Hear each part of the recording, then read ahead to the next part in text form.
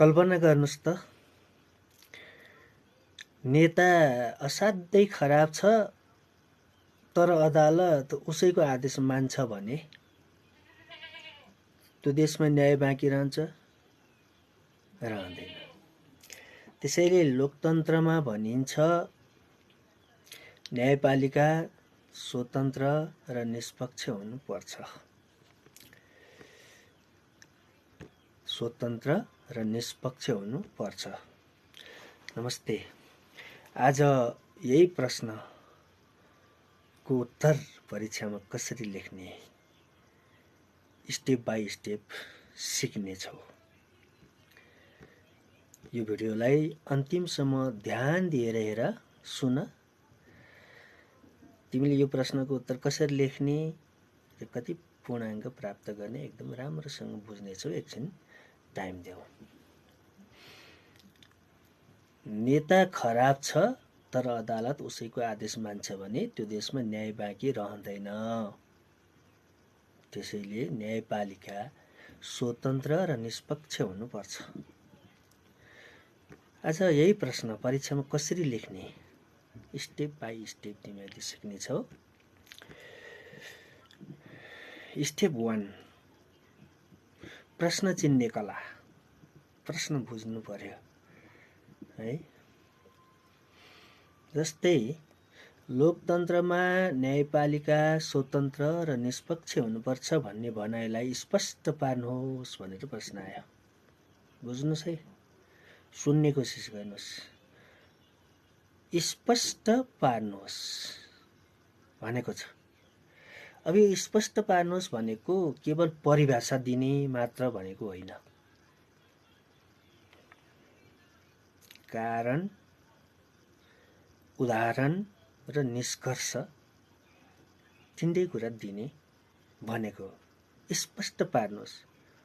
पछिल्लो क्रियापदले बुझ्नुहोस् है प्रश्नलाई कसरी बुझ्ने। स्पष्ट पार्नुहोस् भनेपछि यसमा हामीले तीनटा कुरा मिसाएर लेख्नुपर्छ। एउटा कारण, दोस्रो उदाहरण र तेस्रो निष्कर्ष। फर्स्ट स्टेप नम्बर 1 भयो नि। दोस्रो भूमिका कसरी लेख्ने, यसरी लेख्ने है त। म पढेर सुनाउँछु। लोकतन्त्र जनताको शासन प्रणाली हो जहाँ नागरिकका अधिकार, स्वतन्त्रता र समानताको संरक्षण गरिन्छ। यी अधिकारहरूको रक्षा गर्न न्यायपालिकाको महत्त्वपूर्ण भूमिका हुन्छ। त्यसैले लोकतन्त्रमा न्यायपालिका स्वतन्त्र र निष्पक्ष हुनुपर्छ है। त्यो 3-4 लाइनको चाहिँ यसरी भूमिका लेख्ने। भारी शब्द होइन, सरल भाषा प्रयोग गर्ने। स्टेप 2, भूमिका लेख्नु पर्यो। तेस्रो स्वतन्त्र शब्द के भनेको हो। यो स्वतन्त्र भन्नाले, स्वतन्त्र न्यायपालिका भन्नाले कार्यपालिका र व्यवस्थापिकाको दबाव, हस्तक्षेप वा प्रभाव बिना कानुन अनुसार निर्णय गर्ने निकाय हो। फेरि सुन्नुहोस्। स्वतन्त्र न्यायपालिका भन्नाले कार्यपालिका र व्यवस्थापिकाको दबाव, हस्तक्षेप वा प्रभाव बिना कानुन अनुसार निर्णय गर्ने निकाय हो है। एउटा लाइन सुन्नुहोस् न। सरकार नै दोषी भए पनि फैसला गर्न सक्ने अदालत नै स्वतन्त्र न्यायपालिका हो। बुझ्नुभयो होला नि। अब त सरकार नै दोषी भयो भने पनि फैसला गर्न सक्ने अधिकार न्यायपालिकालाई हुन्छ भने, गर्छ भने त्यो स्वतन्त्र न्यायपालिका हो। यो लाइनबाट बुझ्नुहोस् है। अब स्टेप 4, यहाँ निष्पक्ष भन्ने शब्द नि प्रयोग गरिएको छ।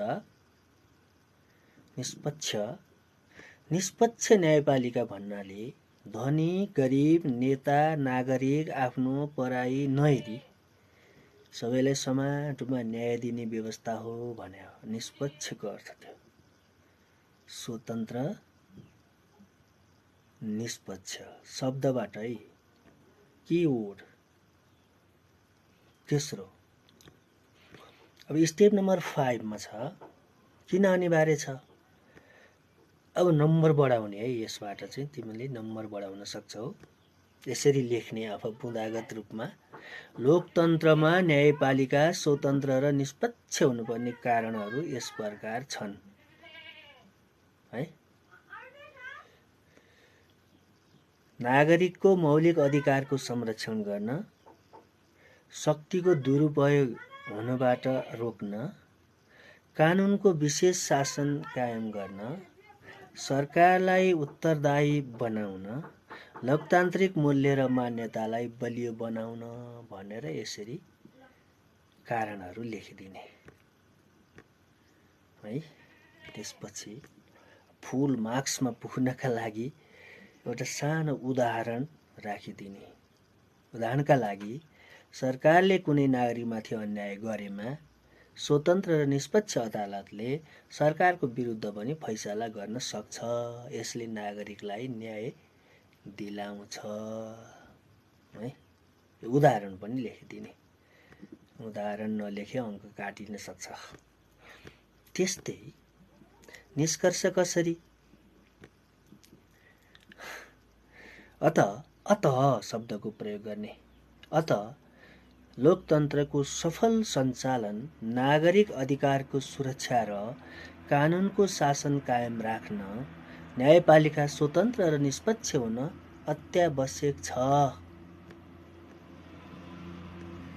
भनेर एकदम छोटो, दमदार, परीक्षक खुसी हुने स्टाइलको चाहिँ लेखिदिने लास्टमा। अब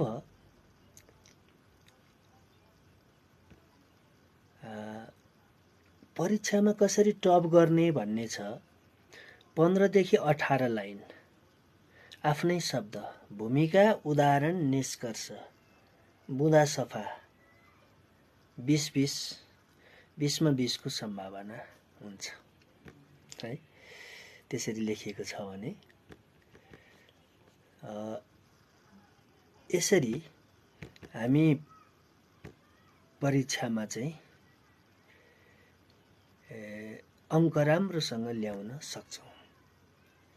त्यसैले यो भिडियो तपाईको लागि SC content, social, comment, judiciary, follow for exam, ready answer है।